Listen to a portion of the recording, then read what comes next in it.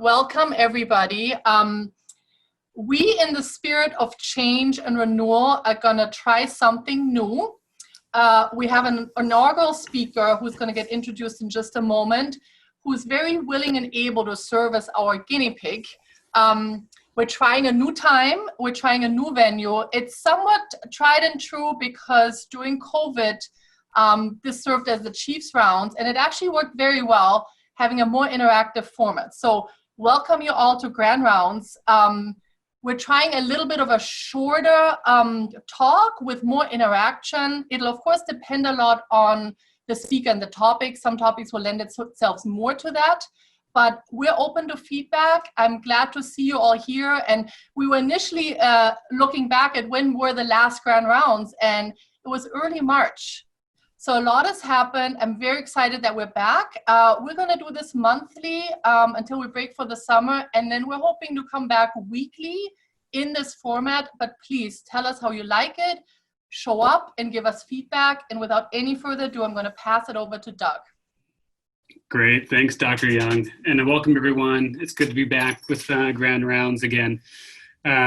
I'm Doug Leedy. I'm one of the chief medical residents here at UW, and I'm joined today with Dr. Brad Anawalt, the chief of medicine.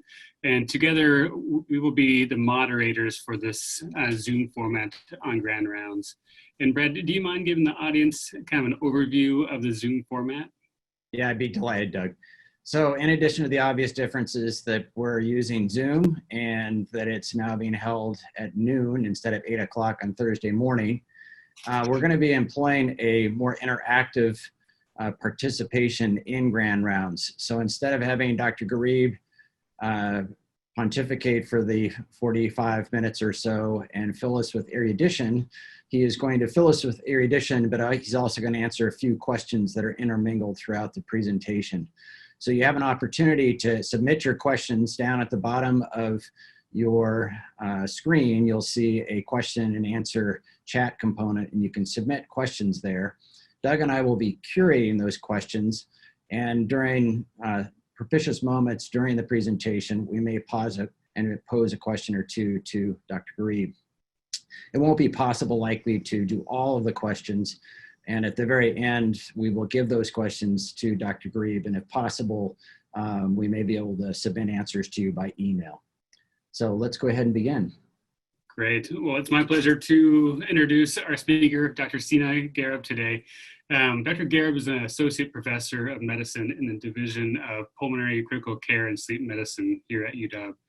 And he completed his undergraduate degree at UCLA in electrical engineering and then obtained his medical degree at Harvard Medical School.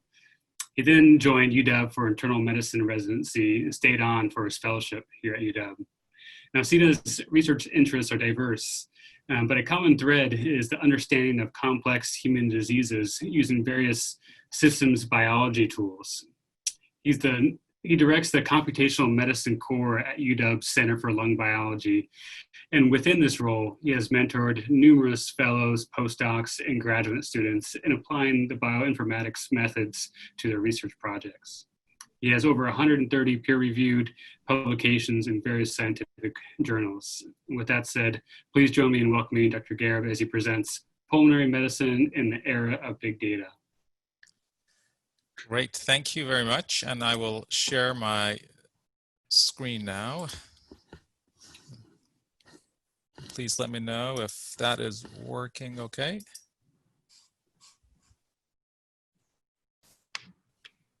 Are you seeing the slide or? Not yet. Great. Okay, thanks, Doug, for that kind introduction. So I guess it's an honor and privilege to be the guinea pig for the penultimate speaker for this academic year's Medicine Grand Rounds using this new format. The good news is, of course, it allows you to watch my presentation in the comfort of your office or probably more likely in your living room sofa. The bad news is you have to listen to my talk instead of streaming your Netflix show. But I'll try to keep it short and interesting. And as mentioned earlier, I'll be talking about the field of pulmonary medicine and the era of big data.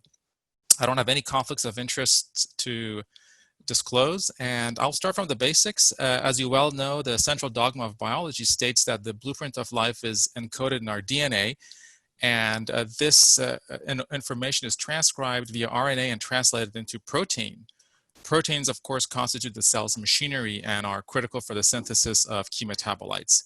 Now, this figure is a bit deceptive because learning only about the genes does not reveal everything about how a cell functions. And here is an overview. 1 second. Sina, we're not seeing your screen just yet. Could you share your screen one more time? Oh, but we're testing the audience. We're getting lots of questions, so people have succeeded. Beautiful. Oh my God! Now we're not sure we want to see the screen, Dr. Gharib. Where did I leave off? So did you not see this first? No. Yeah. Right here. Perfect. All right. Well, okay. So this was the central dogma of molecular biology, showing kind of the relationship between DNA, RNA, protein, and metabolite. But I was just saying that it's a bit deceptive because it's not this linear relationship. Rather, what we have to deal with is this, which is just an overview of some of the human metabolic pathways that are out there. And therefore, in order to really capture this complexity of such a system, it's necessary to interrogate each of these domains at the systems level. And over the past 20 years or so, these efforts have led to the generation of a lot of big data and the development of the fields of genomics, transcriptomics, proteomics, metabolomics, etc. But it's also really important to appreciate that there are a lot of alterations and regulations that happen as information in our genome is transmitted to its final product. So there really is not a one-to-one mapping between any given gene and its corresponding protein or metabolite, but indeed our genes number in the 20,000 range, but their products are orders of magnitudes larger. Nobody really knows how many distinct gene products are out there. Now, in this talk, I will give some examples of some of the work that I've been lucky enough to be involved in within UW in each of these 4 domains. But I, again, want to emphasize that none of this work would have been possible without critical collaborators here at University of Washington. And I'm going to start with the field of genomics. As you well know, for some heritable traits, the phenotypic variability follows classic Mendelian genetics, which simply states that it's a result of large effects from mutations in a single gene. But it turns out that for most complex traits and diseases, that phenotypic variability is likely the result of small contributions from mutations in many genetic loci. And with the completion of the Human Genome Project, we know that about 99.9% of the genome is identical across individuals, but there are these genetic variants or single nucleotide polymorphisms, also known as SNPs, that occur about every 1,000 base pairs or so. And in some cases, they can be associated with quantitative traits. And when one looks at these traits genome-wide, a genome-wide association study, or GWAS, is obtained. Therefore, there are 2 key factors in a GWAS. First of all, how common is that variant? That is, what's the allele frequency? And second, how much do they influence that trait of interest? That is, what is their effect size? Now, this is a complicated figure, but it outlines the landscape of the type of genetic studies based on allele frequency shown on the x-axis and the effect size shown on the y-axis. And I'm not sure if you can see my marker here, but on the top right corner, we have these common mutations that have large effects, but these are really uncommon to find in nature because of the detrimental conditions. These are associated with increased mortality, and so natural selection dictates that they're not going to be commonly seen. And at the other end, in the lower left corner, we have rare variants that have very small effects, but these are also difficult to find, mostly because they're so uncommon and have such little effects, although, you know, whole genome sequencing and ever larger population sizes are slowly chipping away at this problem. But most of the emphasis and interest has lied in this diagonal component of this figure. On one end, we have rare alleles causing rare alleles having a significant amount of effect, and these are the classic Mendelian disorders. And then at the bottom right, we have common variants that are implicated in common diseases. And really, this is the field of GWAS, which has been booming. Here is a figure showing the cumulative number of publications of GWASs since the end, till the end of 2019, showing over 4,200 publications to date. Within this context, the field of pulmonary medicine is just a small fraction of about 5%. The most common traits that we have looked in lung are lung function or spirometry and smoking habits, and the most common diseases include COPD, asthma, and lung cancer. Now, I got involved in this GWAS business about 10, 12 years ago as a member of an NHLBI-funded population cohort study known as the Cardiovascular Health Study, or CHS, with about 5,000 participants. Unlike other population-based samples, such as the famous Framingham Health Study, the CHS participants undergo standardized exams, which included spirometry at fixed intervals and had regular follow-ups for event capture. And this is, of course, a highly successful model for epidemiologic survey of a disease onset and progression. But when we tried to apply GWAS, it became quickly clear that these single cohort studies are very, very small to be meaningful. And the problem here is one of lack of power. This is a hypothetical disease state and power calculations for it that show various association p-values for the disease of interest, demonstrating that there is significant inadequacy of power even for sample sizes as large as 4,000.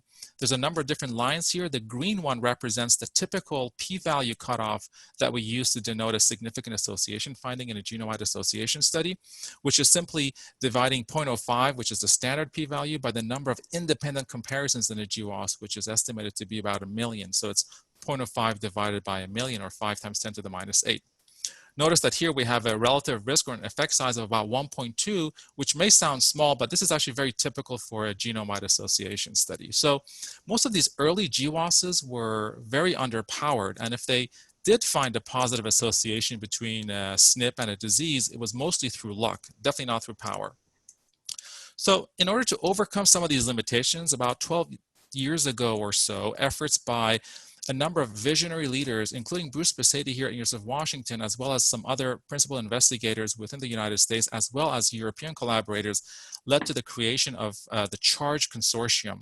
And CHARGE really provided an umbrella for multiple cohorts to combine their resources and their study populations, and really represents a exemplary example of a large-scale collaborative science success. It was a voluntary federation of multiple cohorts, initially 5, now much larger, in which the data was pooled and meta-analyzed across multiple common phenotypes. And the foundation of the CHARGE is the working group, in which members are included from all the participating cohorts based on how interested they are and how much expertise they have. These working groups develop manuscript proposals, analysis plans, and authorship orders. But the analyses are typically performed locally where each cohort has expertise, but then there's between cohort meta-analysis of the results. And this really fosters a culture of collaboration instead of competition. That's been highly successful with hundreds of major GWAS papers published by this consortium and has been implemented by other multi-cohort groups. But this is not the only model out there. For example, you may have heard of the UK Biobank, in which 500,000 participants were recruited, phenotyped, and genotyped. This is all managed centrally.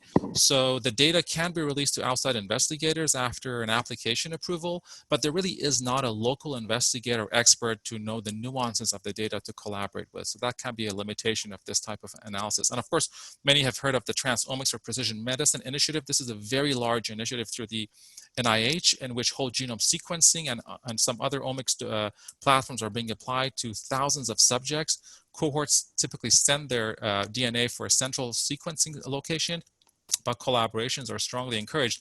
And there are many working groups within TopMed now forming similarly to the CHARGE model.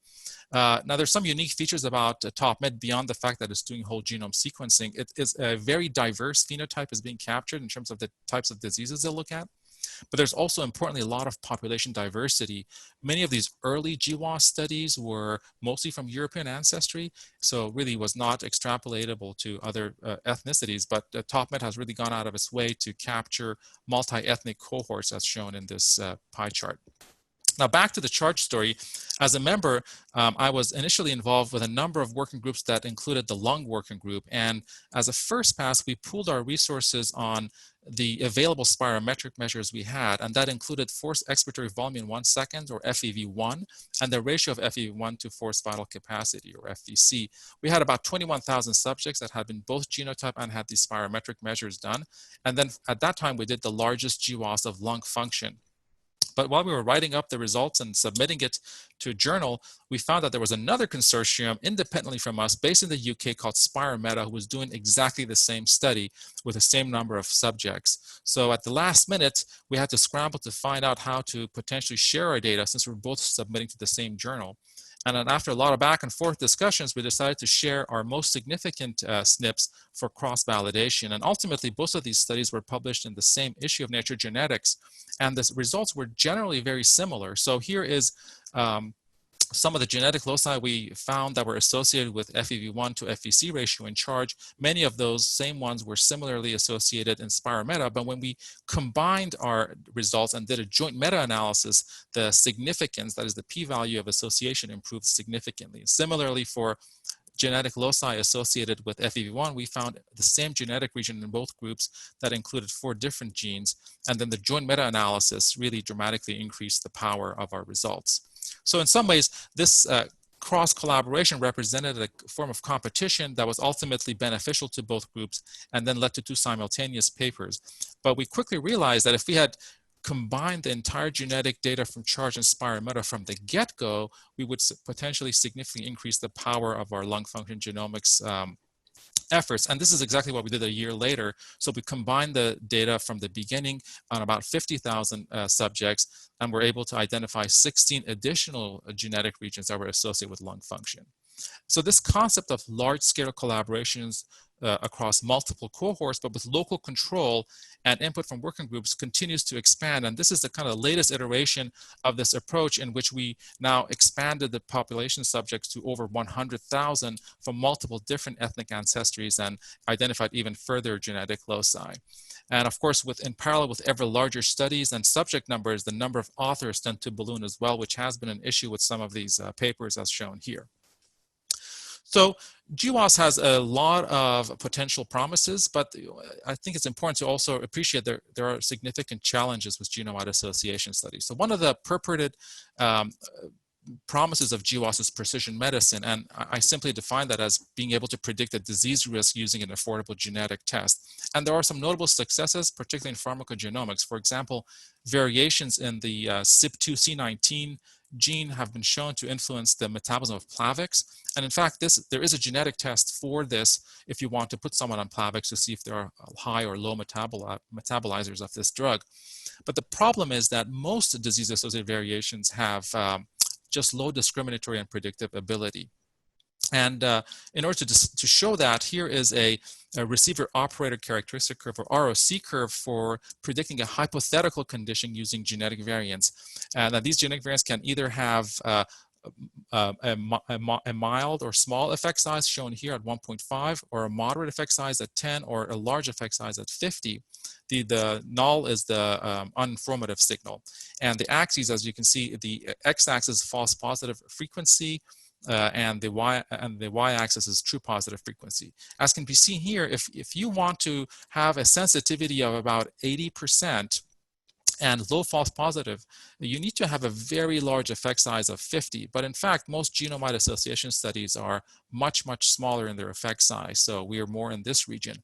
And this is a hypothetical condition, but these concerns are actually real. So these are 2 ROCs from a recent publication looking at a COPD prediction risk score based on combining the top 7 COPD-associated SNPs in the middle here, or the top 30 SNPs associated with reduced FEV1 from multiple different publications. Both of these show, as in green, they show that by themselves, neither is particularly informative to predict severe COPD. In fact, a clinical risk score was based simply on age and pack years of smoking, that's shown in the light blue, was actually much more robust. So, and then the combination, of course, of the genetic and clinical risk scores that's shown in dark blue and more obvious to the eyes did overall the best, but really wasn't that much better than the clinical predictor.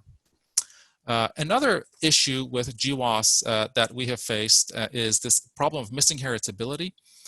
So for most complex diseases, it turns out that these genome-wide association hits account for only a fraction of the observed phenotypic variability. Of course, if you get more sample sizes, you can find more and more loci.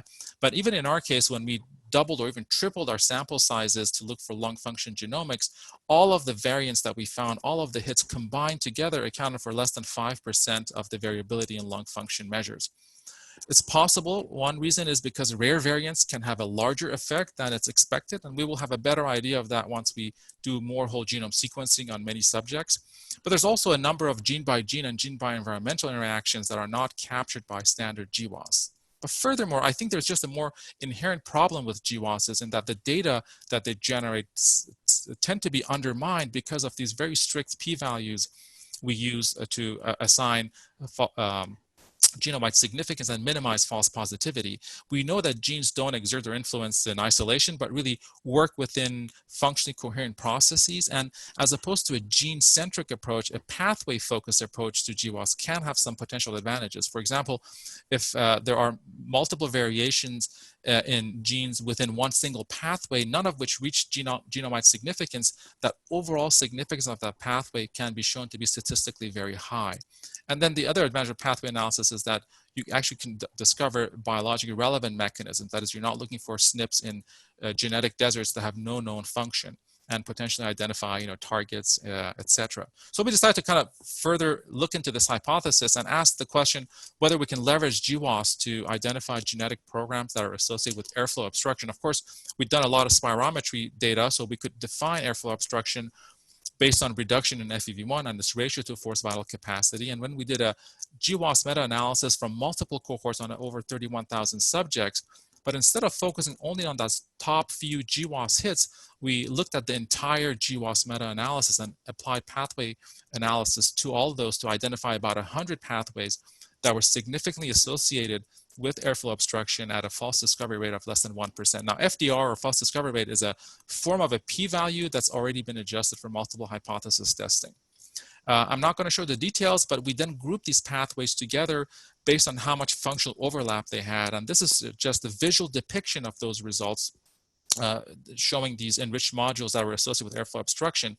First, note that there's really a broad functional distribution of these modules that encompass pathways that are involved in many things, such as development, immunity, apoptosis, and then extracellular matrix remodeling, etc. And a few representative processes are shown within each of these modules just to kind of highlight the diversity that we see. And of course, airflow obstruction is the physiologic consequence of COPD, and is one of the key measures we use clinically to diagnose COPD and emphysema.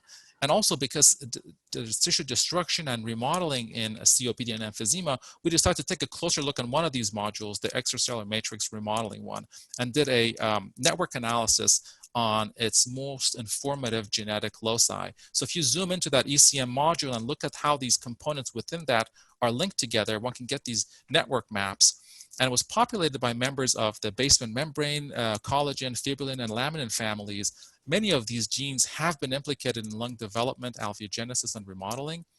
And at the center of this network, we saw a node that was highly connected to many of the other ones, known as matrix metalloproteinase 10, or MMP10. There is some evidence that these network hubs may have an important function in the overall biological function of a network. So we were fortunate that at that time, Bill Parks, who was the head of the Center for Lung Biology at UW, had generated MMP10 knockout mice. And we examined the role of this gene in a mouse model of cigarette smoke emphysema because we had access to this unique knockout. We found that after exposing the wild type and MMP10 knockout mice to daily cigarette smoke for a whole 6 months, that the knockouts actually had significantly less emphysema as assessed by histology shown in the top panel, and also by airway morphometry as shown by the bottom panel. So kind of in summary, this study is an example of starting with human genomics human population genomics to look for a trait that has clinical meaning, and then leveraging computational pathway analysis to identify potential disease candidates, and then finally validating these findings using a relevant animal model. And increasingly, these functional studies and follow-ups are expected from standard genome-wide association studies. I'm going to switch over now to transcriptomics, but I'm going to ask my panelists if there's any concerns or questions that were raised that I can quickly address before I move on. Yeah, I have a question for you, Sina. I'm going to go home tonight and talk to my family about what I did today. And I'm going to say I went to Grand Rounds and I heard a great talk about big data. And I've got teenagers and they're going to say, what is that? And why would I want to be a big data scientist? Can you help me out with how I'm going to introduce that topic to the dinner room table? Yeah, I think you have to say you have no choice. Unfortunately, the way medicine is progressing, that is going to be the future. And it's not, really just in the realm of research. Of course, there's a lot of big data generated research. I think that in the realm of practice of medicine, you're going to be faced with having to analyze and manage a huge number of variables that are going to be captured on patients, both in the ICU and even beyond the ICU. So unfortunately, I think it's a skill you can't live without in the next generation of physicians. But I think we got away with it in my generation, but I think it's going to be a fundamental feature of practice of medicine. So I would tell them that there's no choice. That is going to be the future.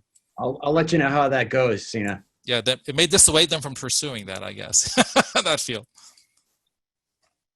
All right, I'm going to switch over to transcriptomics and the different domain. And I'll talk about a bit about a syndrome that is really the bread and butter of pulmonary and critical care medicine, at least at the University of Washington, and that is acute respiratory distress syndrome, or ARDS. As you well know, our division here has been a long-standing international leader in performing clinical, translational, basic science research into ARDS.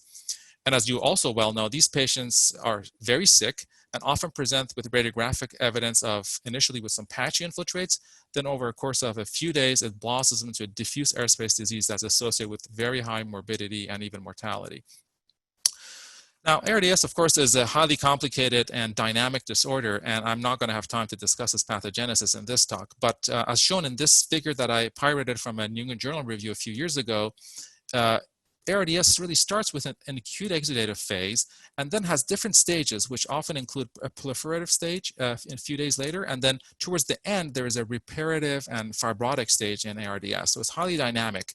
And at each of these stages, different biological processes involving different cell types are active. But it turns out that alveolar macrophages are thought to be central in every component of the stage, as shown here, smack in the middle of this figure. As you well know, macrophages are highly plastic immune cells with a spectrum of polarizing states that range from the classical pro-inflammatory, also known as M1-like subtypes, all the way to an anti-inflammatory or reparative M2-like functional state.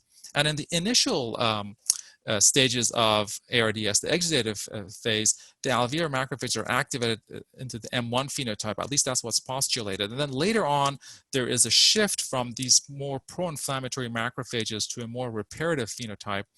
And then during the resolution of ARDS, it's thought that these M2 macrophages tend to dominate the air spaces. But it's really important to note that when this schema was proposed in this review article, it was not really based on any prospective human data, but rather limited human studies at single time points, and then mostly derived and extrapolated from animal studies. But we were fortunate to have access to a prospective randomized control study of looking at fish oil and influencing outcomes in ARDS, which was spearheaded by Renee Stapleton when she was at UW as a junior faculty and a fellow. Now, the study itself was negative. That is, the study did not show any improvement or any effect of fish oil in outcomes in ARDS. But it gave Mark Warfel, my collaborator and a widely recognized expert in ARDS, the opportunity to perform bronchoalveolar lavage and isolation of alveolar macrophages at each of these stages during the course of the ARDS on a subset of 35 patients in this cohort. Now, of these 35 patients that were sampled at multiple time points, 20 ultimately had good outcomes. That means they were alive and extubated at the end of the 28-day study. 15 did not have good outcomes. That is, they had either died or remained intubated at the end of the study. With the initiative of Eric Morel, who at that time was one of our pulmonary fellows and is now joining our ranks as a junior faculty, we obtained gene expression profile analysis at each time point and then performed pathway analysis at multiple time points. So, for example, on day 0, which is the time of enrollment, we performed pathway enrichment to identify hundreds of pathways that were differentially enriched, and we were interested in the ones that were enriched in response to the good outcome or relative to the poor outcome subjects. And here's just a representative example of one of these pathways, TNF signaling via NF-kappa B. Now, this is a complicated figure, but each of these little bars represents a gene. And just notice that the distribution of these genes is highly skewed towards the good outcomes, suggesting that they're strongly and positively correlated with good outcomes. So what this means is that in early ARDS, that is at day 0, this gene set or this pathway is generally upregulated in patients that ultimately did well. So we did this analysis on each of these time points and looked at hundreds of different pathways to kind of come up with a summary of the dynamics of changes over time in these patient populations. And here's kind of a visual summary of our results. Showing that in the better outcome group in ARDS, there was a strong association with upregulation of a lot of pro-inflammatory signals early in their disease. So M1-like phenotypes seem to dominate, but then there was a transition later in the course of ARDS to a more reparative or M2-like phenotype in the alveolar macrophages.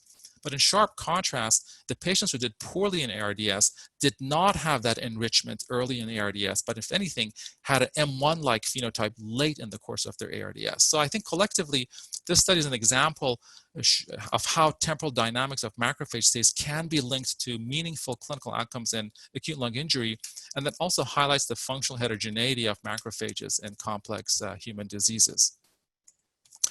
Now, this ability of macrophages to transform into different functional states is probably due both to environmental factors as well as genetic variables. So to better understand this kind of pleiotropic property of macrophages, Dr. Anne Manicone, who's a recognized expert on macrophage biology and a member of our division at our Center for Lung Biology, designed a set of very careful experiments under highly controlled genetic and environmental conditions. There is emerging literature that there could be macrophage dysfunction in cystic fibrosis. And more importantly, this project was primarily funded by the CF Foundation. So we used the role of CFTR mutation as our genetic variable in the macrophage polarization state. So basically, we recruited CF and non-CF subjects and obtained monocyte-derived macrophages from their peripheral blood. We transformed all of them into an M1 inflammatory phenotype by exposing them to LPS. But then we expose them to multiple different stimuli that have been shown in previous literature to cause an M2 transformation. These included IL-10, IL-4, azithromycin, methylprednisolone, and apoptotic polymorphonuclear cells. And then we did a gene expression analysis for each subject under each of these conditions. So just to summarize our results in one figure, this is a heat map. Now, again, this is complicated, but I'll walk you through it because the message is actually relatively simple. This is a heat map, so each row here corresponds to a gene that was changed in any of these 5 different exposures, and the columns represent the subjects and the different exposures. The color red indicates that a gene was upregulated relative to no treatment, and then blue indicates that it's downregulated.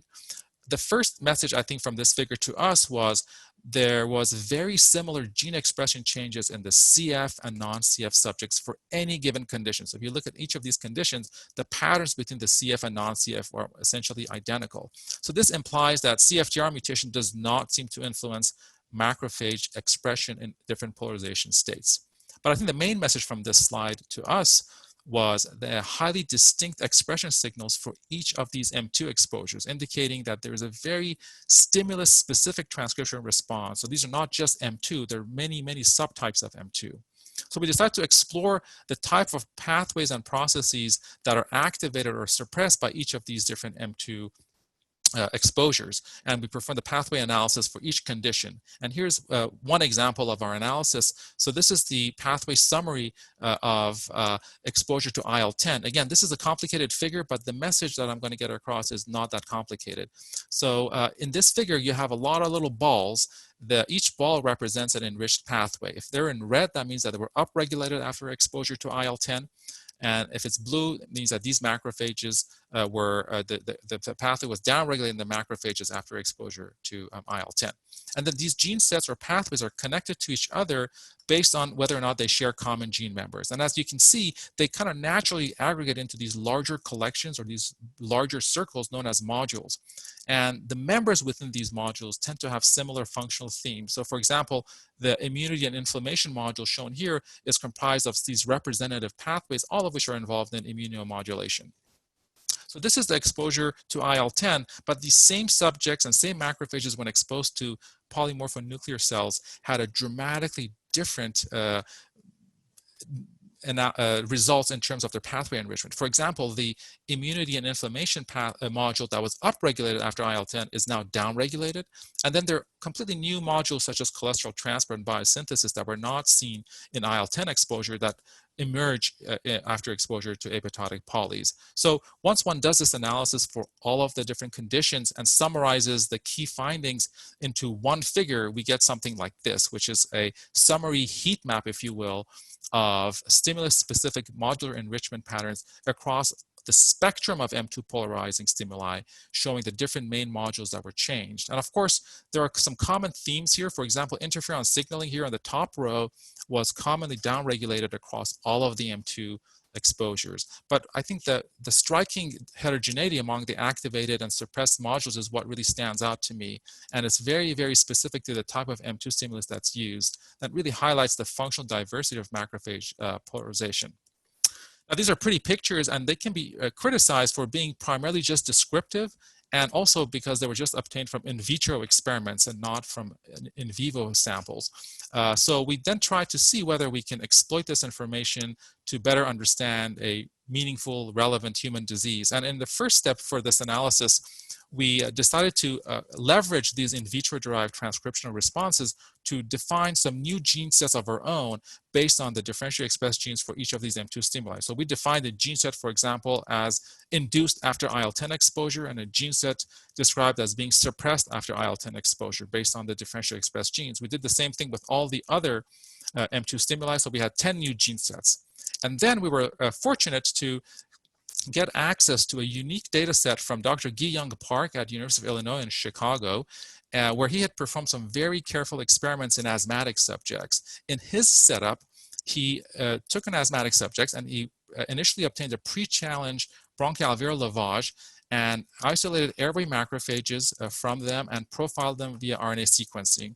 He then exposed this asthmatic to an allergen provocation, and then post-challenge, 48 hours later, again went bronchoscopically and isolated alveolar macrophages and did RNA sequencing on them. So he had gene expression profiles at baseline and after an allergen challenge on the same subject pre and post. So a very, very nice set of data that we were able to get access to. And we then performed a pathway enrichment analysis using our in vitro derived M2 stimuli signatures as gene sets. So basically, what we're trying to find out here is which of our M2 gene sets were enriched at the enriched in the baseline in the airway macrophages, and which of those were enriched after allergen challenge. So we observed that in our data sets, it was highly concordant changes with upregulation of macrophage genes after exposure to IL-10 and IL-4 after allergen challenge. So this indicates that allergic bronchoconstriction in asthma has a IL-4, IL-10 signature, and potentially that inhibiting components of these pathways in alveolar macrophages can restore them to their baseline state. And indeed, there, for example, is an anti-IL-4 receptor inhibitor therapy that's in use, in clinical use, for treatment of moderate to severe asthma. So this really shows proof of principle that this can be used as a therapeutic way to assess asthma. Interestingly, though, in sharp contrast, we saw that the expression profile of airway macrophages was completely discordant with the responses that we had observed when the macrophages were treated with azithromycin or methylprednisolone. So this observation suggests that treatment with azithromycin or methylprednisolone may return the transcriptional state of airway macrophages back to their baseline condition. Of course, prednisone is the mainstay of treatment with asthma, so this is kind of a no-brainer. There's also interestingly emerging literature showing that treatment of asthma with azithromycin may also improve lung function and reduce exacerbations. So I would say that this is an example of integrating in vitro information from macrophage polarization states, then to molecular phenotype human allergic asthma. And of course, this is a conceptual and a proof of principle framework, but it can be exploited to, for example, screen for future drug targets or repurposed drugs in asthma. And for that matter, in any other disorder in which macrophage polarization can be implicated in. All right, I am done with the transcriptomics part. I'll refer to my panel to see if any burning questions came up, or we can proceed to the last part of my talk. Yeah, Sina, I think Conrad, Lyles, and I are all kind of along the same lines of thinking. And feel free to save this for the end, but my mind goes to COVID-19. Are people using these techniques with COVID, or is this an approach that could be used for COVID? Yeah, that's a great question. I kind of thought, Conrad, or you would ask something like on this lines. I'm not going to talk about COVID in my main talk, but I do have a couple of slides at the end from some collaborations on COVID-19 and maybe using some of these systems biology approaches that I'll get to. So just bear with me. I'll talk about those towards the end of the talk for sure, after I finish the primary talk. We'll keep Dr. Lyles on mute. Okay. All right. So I'm going to end my talk by talking about these last two domains, proteomics and metabolomics. Now, I've been involved for the past 15 years or so in applying proteomic approaches to look at multiple pulmonary disorders. And my introduction to proteomics actually was courtesy of Jay Heineke and Thomas Weissar, both of them at the Division of Endocrinology, but most of the work I've done subsequently has been within our own division. And most commonly, we've utilized a relatively unbiased and powerful method that's known as shotgun proteomics. Now, for those of you who are not familiar with this method, it's actually not that complicated. You start with initially getting patient samples, for example, bronchoalveolar lavage fluid. These samples are a mixture of multiple different types of complex proteins. They undergo tryptic digestion to break them up into smaller peptides, and then they get separated using liquid chromatography, and then ultimately undergo what's known as tandem mass spectrometry, which allows one to identify specific peptides. These peptides are then computationally mapped back to their corresponding parent protein, and you can count the number of times you find these peptides, and this count represents a rough estimate of the abundance of the parent protein. So in effect, shotgun proteomics provides a semi-quantitative measure of protein levels or abundance in highly complex biological samples. It's quite robust and powerful in that way. And we have been applying this mostly to bronchoalveolar lavage fluid because it's relatively easy to get and quite relevant for lung disorders. And in one project I'll be talking about, which was done in collaboration with Dr. Lynn Schnapp, who is a former faculty in our division and currently now the chair of medicine at the University of Wisconsin, the other UW, as well as Mimi Nguyen, who was a graduate student at that time, and Dave Goodlett, who ran all the proteomic assays for us. We looked at the bronchoalveolar lavage fluid proteomics in patients who had acute lung injury, but were also suspected of having ventilator-associated pneumonia, which is a common complication after someone gets intubated. And the motivation for this effort was, if you look at an ARDS patient's chest X-ray, it's really hard to radiographically identify pneumonia in patients with acute lung injury. So often they have to undergo a bronchoscopy to see if there is an infection. Now, once a bronch is done, there's two options. One is to empirically treat them with broad-spectrum antibiotics until the culture results come back. But in those cases, you're potentially exposing someone to antibiotics that even if they don't have pneumonia, so you're inappropriately exposing to broad-spectrum antibiotics for a few days, or you can wait until the cultures come back, but then you potentially are delaying treatment for someone who has pneumonia. So kind of the motivation here was to see if we can find a proteomic signature in the lavage fluid that could accurately discriminate between VAP and non-VAP and be faster to do compared to a culture measurement. Now, just to emphasize, all of these patients had acute lung injury, so they had radiographs that looked like that. And we were able to recruit 30 patients with acute lung injury. All of them had clinical indications to get bronchoscopy to rule out VAP. And ultimately, 14 of them had VAP with culture proven, and 16 were VAP negative. We did shotgun proteomics on all of the subjects, identified 400 unique proteins across all of them, and then used statistical methods to find 75 differentially expressed proteins. I'm not going to give you the list of those proteins, but we decided to look at what type of processes were enriched between the VAP positive and the VAP negative in these ARDS patients. And interestingly enough, when we looked at the functional enrichment in the VAP positive patients, we saw that there was a lot of defense and immunity and inflammatory programs that these proteins were involved in.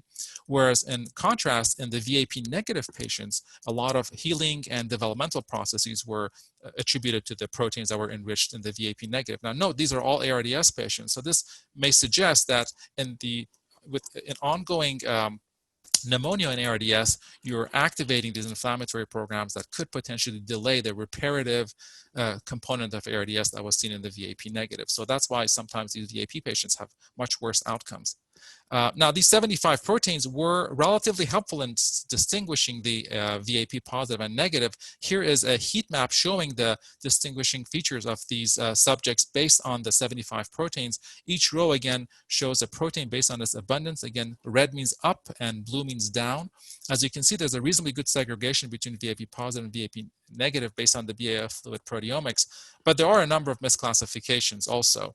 And more importantly, if you're going to use this as a diagnostic tool, it's of course not practical to measure 75 proteins to distinguish two subject groups. So we applied a number of statistical methods for class prediction and then narrowed down the number to just 3 of the most informative ones. And first of all, this was a slightly better predictor of VAP status with a much more limited number of proteins. And then when we did the kind of ROC analysis, it had a pretty reasonable specificity and sensitivity profile to distinguish the VAP from the non-VAP subjects. And it was, of course, superior to each of its individual protein members. Now, the sample size here is, of course, way too small for a formal biomarker strategy where you train and test.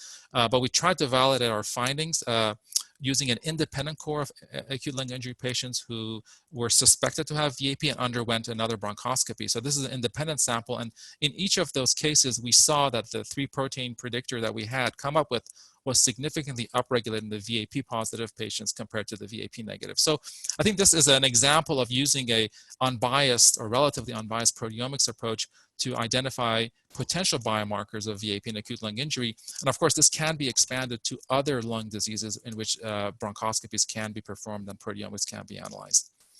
And I'm trying to not run out of time here, so I'll just finish my talk by briefly talking about metabolomics, which is a relatively nascent field in translational medicine, but I think has a lot of potential. Again, this is all preliminary work, but it's the result of having exceptional collaborators here at the University of Washington. And in this case, it's Dr. Owen West, who's a widely recognized expert in sepsis and global health, and his collaborators in Thailand, which include Dr. Narisara Chandratita and Dr. Direk Lima Turatsukul. Together, they have recruited a large number of patients with sepsis and actually have obtained over 5,000 blood samples on these subjects. Now, we were analyzing only a subset of this cohort that included 200 patients that had culture-proven severe sepsis, as well as 50 healthy controls. All of them underwent metabolomic analysis in which we measured 1,000 plasma metabolites at the time of enrollment. So this is before the outcomes of these patients were known. So they presented to the hospital with sepsis, they got a blood draw. And we're in the initial stages of analyzing this data, so this is really not published. But as a first pass, we've tried to look at the global metabolomic signature of sepsis in this population. And here is a kind of an overview of that entire data set of 300 subjects after performing a form of a discriminant analysis known as partial least squares, or known as PLSDA. And this method separates samples based on how much variability there is in all 1,000 plus metabolites that was measured. Each sphere here denotes a subject, and we've colored them here based on the subject group. And the separation among these individuals is only based on the variability across these 1,000 measured metabolites. And each of these 3-dimensional axes captures a percentage of that variability. Of course, it's clear that there's a significant distinction between the healthy controls and the septic patients. So this simply implies that there's a highly distinct metabolomic profile between sepsis and control, which may not be as much of a surprise.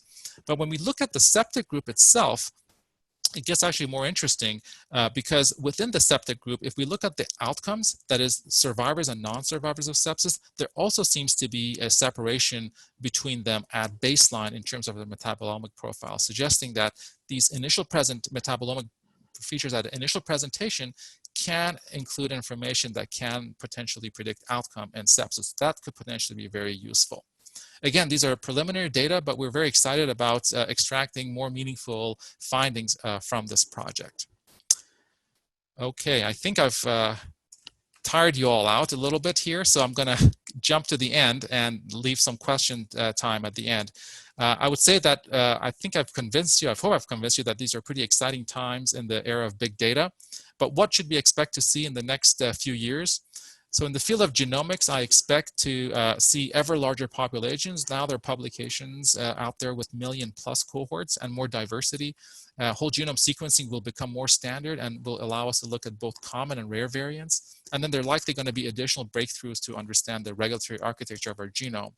In the field of transcriptomics, RNA sequencing has now become the de facto standard to look at the gene expression at a digital level, and it can also help you look at splice variants and non-coding RNAs, microRNAs, etc.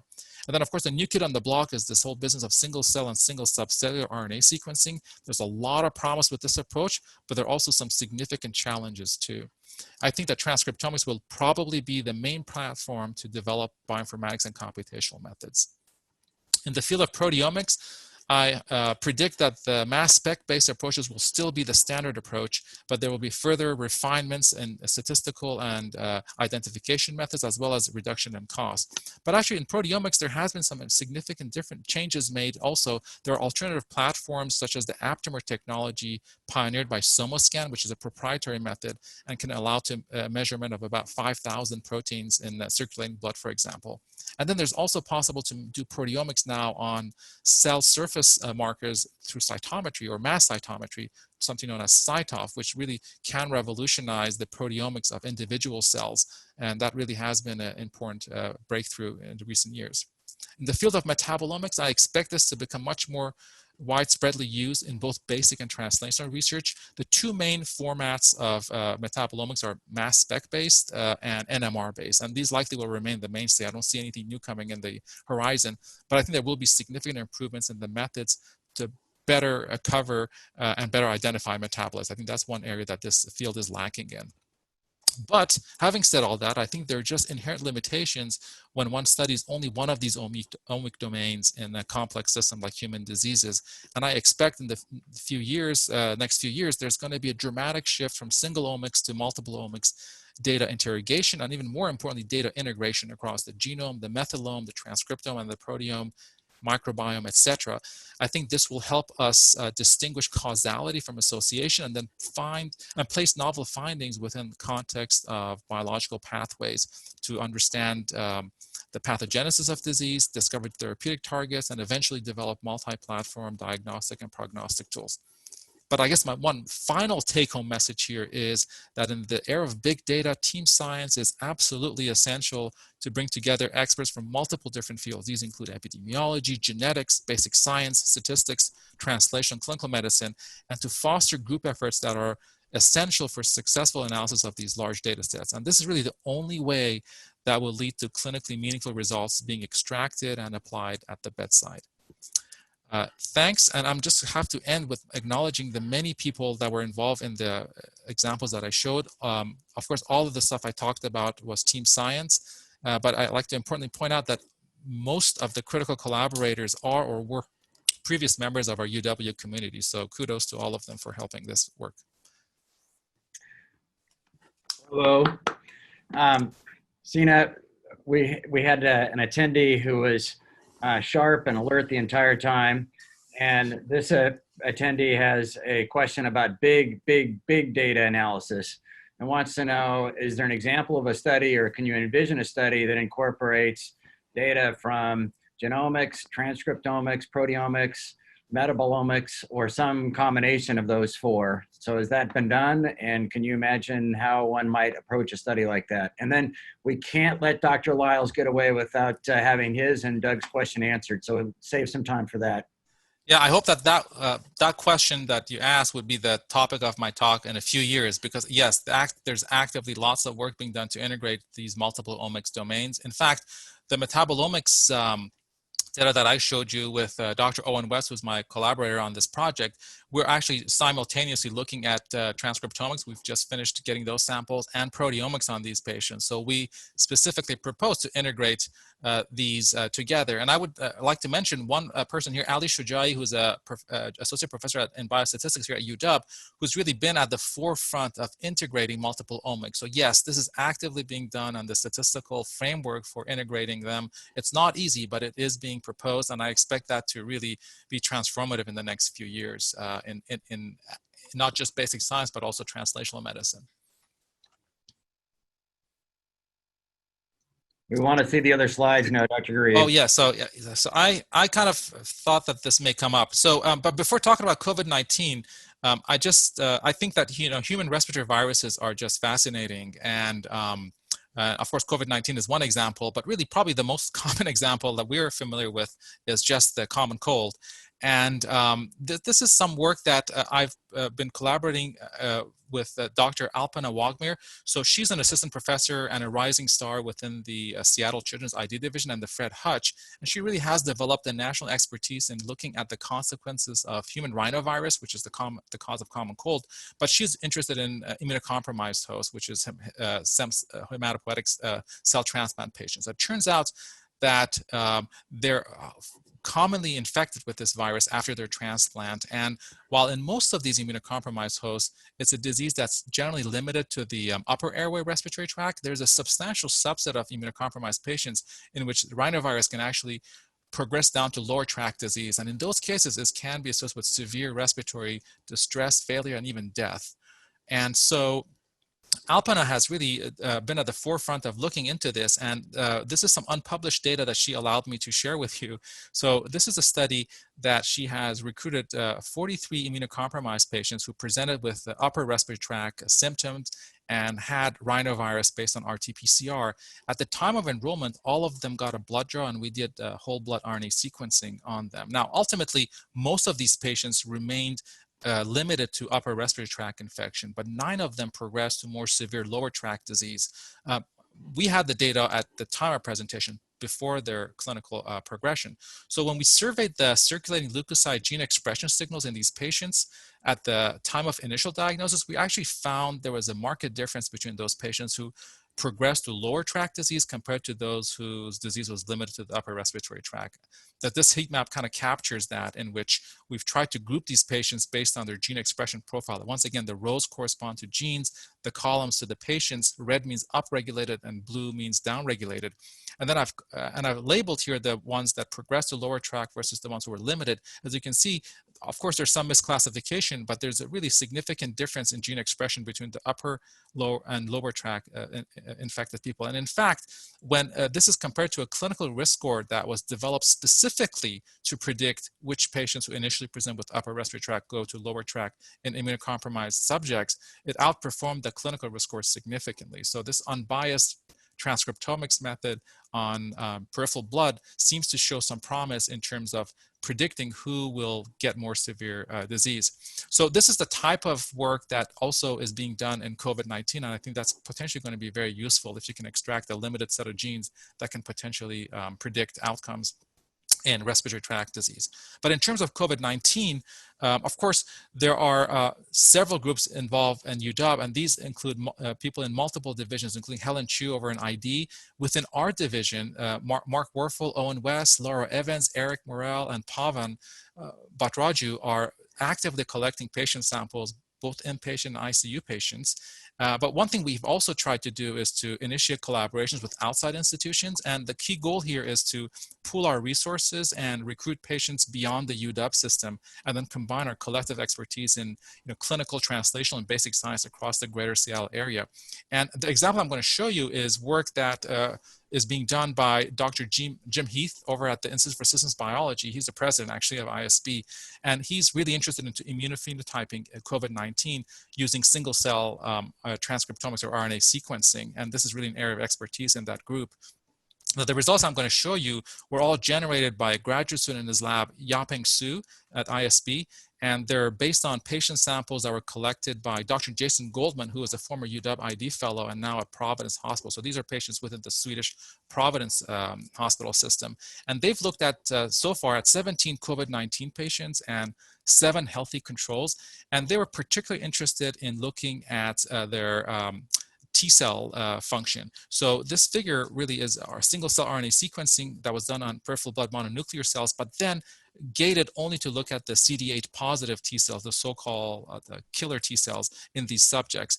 And this figure here shows really the mathematical distribution of the expression of these cells. Each dot represents a single cell based on different clustering algorithms. So this is completely unbiased that these subsets of CD8 cells were identified.